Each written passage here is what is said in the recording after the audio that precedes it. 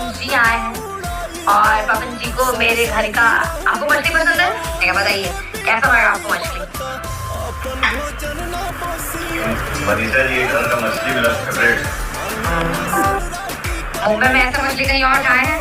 मैं फोन करके बोलता हूँ मछली बनाइए, बनाती है मेरे लिए बहुत प्यार से, बहुत अच्छा लगता है। आप हमारे घर में आए, आपको कैसा लगा ऋतिक जी? बहुत सुंदर मछली है। मैं नहीं, आप सुंदर बोले तो मैं उस पर क्वेश्चन करूँ, मछली सुंदर लगी या मनीषा रानी? हाँ मुझे लगा मैंने क्या है ना, इस मछली में प्यार है।